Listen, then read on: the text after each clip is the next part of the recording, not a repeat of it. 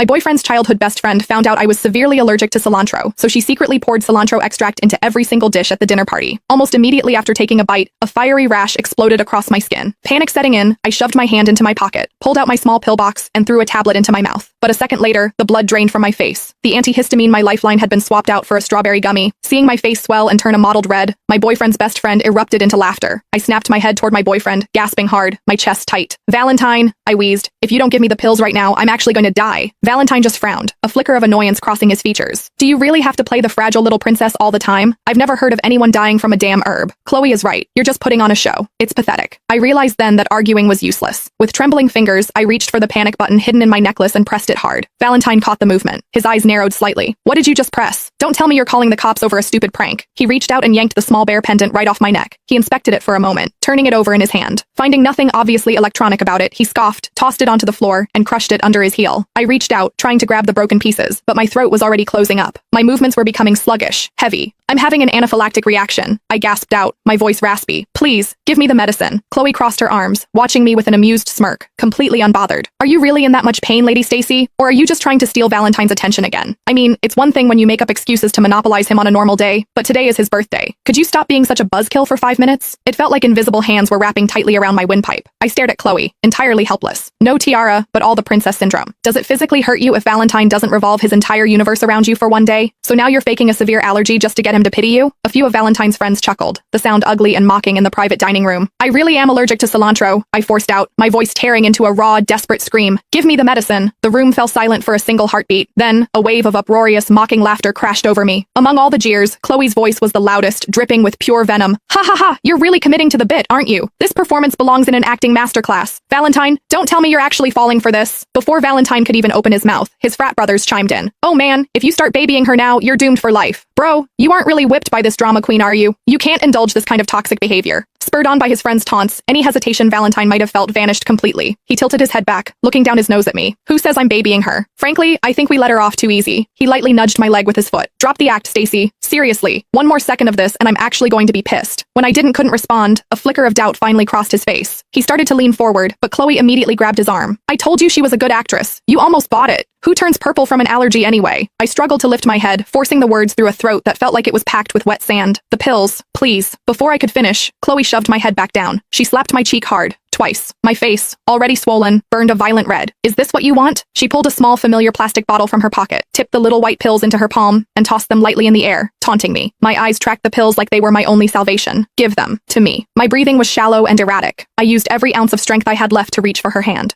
But just as my fingers grazed the plastic,